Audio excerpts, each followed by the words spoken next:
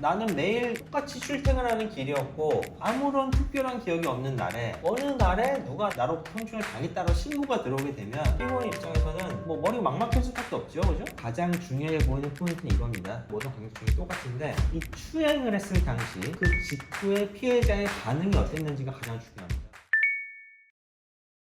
안녕하세요. 법무민트도 김영석 변호사입니다. 형사 사건 얘기를 해보려고 하는데요. 역시 관련 분야에서 경험이 아주 많으신 박철수 변호사님 모시고 얘기를 나눠보겠습니다. 네, 안녕하세요. 법무법인 서울에서 근무하고 있는 박철수 변호사입니다. 저는 지난 5년간 육선 전담 변호사에 근무하면서 성범죄 전담 재판부에서 활동을 했고 수백 건의 성범죄 사건을 처리해왔는데요. 제가 성범죄 사건을 처리하면서 가장 억울한 분들이 많았던 분야 공중묘지장소 추행에 대해서 오늘 알아보시도록 하겠습니다. 이 경우일수록 변호사를 빨리 선임해서 법률 자문을 받아보는 게 아무래도 당연히 도움이 되겠죠? 이 성범죄 사건의 경우에는 피해자의 진술이 유일한 경우인 건 맞습니다. 그래서 증거가 진술밖에 없는 사건의 경우에는 피고인이 그에 따라 적절하게 일관되거나 합리성 있는 진술을 해야 되는데 진술을 생각보다 잘 못하시는 경우가 많아서 수사기관 진술을 하시다가 재판까지 와가지고 너무 당하시는 분들이 있는데 성범죄라는 게 한번 전과가 남게 되면 실수하면 상처가 되기 때문에 초기 단계에서 변호사를 선임하셔서 도움을 받을 수 있지 않을까 그렇게 생각합니다. 처음에는 가볍게 생각해서 조사받고 나왔는데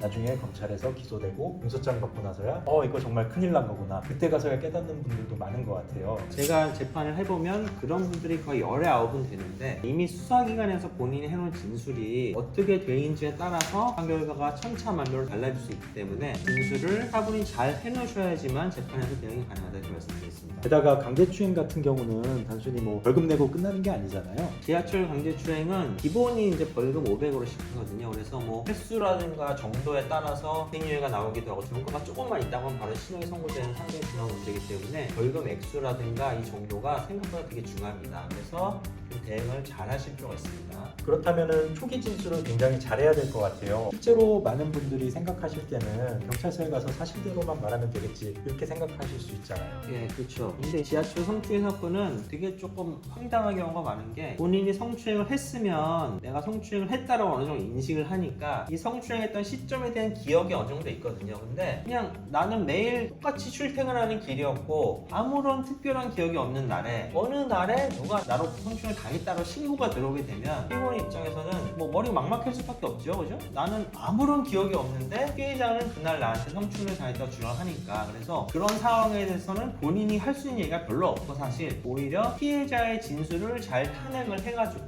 이 진술 자체가 합리성이 없다는 취지로 주장을 잘 하셔야 되는 겁니다. 게다가 성범죄 사건은 유죄 판결을 받기 전에 그로 인해서 재판을 받는다는 것 그 자체만으로도 사실 불이익이 많을 것 같은데 예, 그렇죠. 뭐 여러분들 뭐 쉽게 생각하시면 아시겠지만 누가 성범죄로 재판을 받는다고 하면 주변 사람들이 다 그 사람을 기본적으로 이상하게 생각하잖아요. 그리고 나중에 뭐 억울함을 풀었다 하더라도 그 어떤 이상한 느낌이 잘 쉽게 없어지지가 않죠. 그런 것처럼 성범죄로 기소가 된다는 것 자체가 그 사람의 가족 관계라든가 사회생활에서 엄청나게 큰 영향을 미친다는 거는 제가 굳이 말씀을 안 드려도 잘 아실 거기 때문에 처음부터 그런 일이 발생하지 않도록 막는 것이 가장 중요합니다. 그러면 이제부터 본격적으로 어떻게 변론을 해야 되는지 한번 짚어주시겠어요? 가장 중요해 보이는 포인트는 이겁니다. 모든 관계 중에 똑같은데 이 추행을 했을 당시 그 직후에 피해자의 반응이 어땠는지가 가장 중요합니다. 그 부분에 대한 진술을 여러분들이 명확하게 잘 하셔야 되고 특히 지하철의 경우에는 뭔가 불쾌한 신체 접촉이 있었다고 하면 피해자가 반드시 반응을 보이게 돼 있거든요. 뒤를 쳐다본다라든가 항의를 한다라든가 그런 것들이 있었는지 없었는지 그리고 어떤 대화들이 있었는지를 명확하게 여러분들이 진술을 잘 하셔야 됩니다. 피해자가 이상하다고 느낄 정도의 행동이 있었는지 그게 CCTV나 객관적인 증거 자료로 남아있는지 그런 부분들이 중요하군요. 특히 요즘은 제가 사건을 해보면 피해자분들이 생각보다 아무런 반응을 안 보이는 경우가 많거든요. 나중에 증인심을 해보면 무서워서 그랬다거나 너무 불쾌해서 뒤돌아보기도 싫었다거나 이런 말씀을 하시는데 이제 그런 상황들을 피고인의 입장에서는 잘 소명을 해야 되고 특히 피해자가 뭔가 즉시 어떤 항의를 했다고 하면 원치 않는 어떤 신체 접촉이 있었구나라는 걸 인식하고 사과를 하거나 해가지고 사건을 무마할 수 있는데 그런 기회가 전혀 없었다는 것도 여러분들이 잘 말씀하셔야 됩니다. 또 성추행 사건에서 중요한 게 피해자가 직접 문제를 인식해서 신고한 게 아니라 제3자가 신고한 신고하는 경우도 많을 것 같은데요. 우리나라가 아주 선진 사회고 주변에 어떤 그런 피해들이 많이 있다는 게 언론을 통해서 제보가 많이 되다 보니까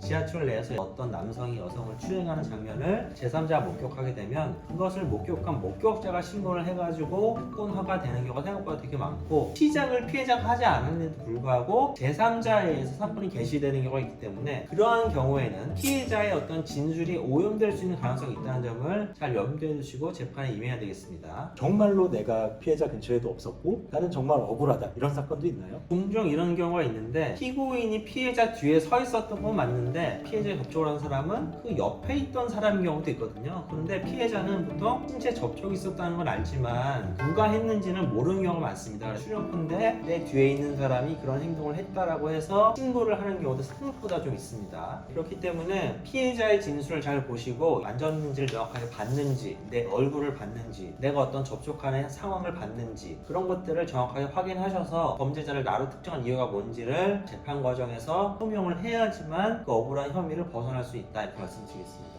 그러면 이런 사건에서 제일 중요한 증거는 결국 CCTV가 객관적인 증거 자료 아닐까요? 예, 그렇습니다. 강제추행 사건을 해보게 되면 CCTV가 거의 모든 경우에 제출이 되는데 많은 지하철에서 발생하다 보니까 정확하게 그 추행 장면이라든가 그런 것들이 촬영이 안 되는 경우가 오히려 더 많거든요. 그렇기 때문에 이 CCTV를 잘 활용을 하셔가지고 본인의 억울함을 푸는 자료를 활용하시면 좋을 것 같습니다. 그렇다면 어떤 점이 중요한 걸까요? 피해자의 반응이 어떤지를 보셔야 되겠죠. 피해자는 이때 이 시점에 접촉이 있었다고 주장을 하는데 별일 없다는지 쭉 가는 상황이 생각보다 많고 그런 것들을 잘 말씀하셔야 되고 그다음에 접촉 시간이 얼마나 됐는지 그리고 구도상 접촉이 실제로 있었던 게 맞는지 아니면 내 신체가 아닌 내가 들고 있는 다른 짐이 접촉될 수 있는 가능성은 없는지 이런 것들을 잘 보셔야 되고 지하철 안에서 혼잡도라든가 이동 상황이라 이런 것들을 잘 보셔가지고 본인에게 유리한 점들을 잘 끌어내셔야 된다 이렇게 말씀드리겠습니다. 그리고 피해자가 신고를 한 시점 이 부분도 중요할 것 같아요. 예, 보통은 다른 강제추행 사건은 그렇지 않은 경우가 많은데 지하철 강제추행은 거의 대부분 피해를 당한 그날 바로 신고한 경우가 많거든요. 근데 그게 아니고 3, 4일 이후에 신고했다고 하면 그 사이에 뭔가 또 다른 오염이 개입될 여지가 있기 때문에 신고 시점이 그날 즉시 있었는지도 여러분 잘 살펴보셔야 됩니다. 그리고 요즘은 주변에 있던 제3자들이 휴대폰으로 촬영하는 경우도 많잖아요. 예, 그래서 피해자들 중에 멘탈이 세신 분들은 그 접촉 상황, 강제추행 상황을 직접 촬영을 하는 경우도 있거든요. 그래서 만약에 그런 증거가 명확하게 확인이 됐으면 그때는 본인이 뭐 부인하고 해봐야 아무 의미가 없기 때문에 본인의 범행을 전부 인정하고 잘못을 해야 되는 그런 상황이 되겠죠. 그래서 그런 객관적 증거를 잘 확인하셔가지고 변소를 하셔야 되겠다는 말씀드리겠습니다. 결국 성추행 범죄를 정리해 보자면 어느 진술이 더 신빙성이 있느냐 결국 그 문제로 귀결될 수도 있네요. 예, 그렇습니다. 지하철 강제추행 사건은 내가 기억하고 있는 사안이 별로 없기 때문에 결과적으로 피해자의 진술을 얼마나 잘 응격해서 대응하느냐 이게 가장 중요한 것이고 추행의 의도가 없었다는 점을 하나하나씩 쌓아 나가셔야지만 그것이 좋은 결과가 나올 수 있다고 말씀드리겠습니다.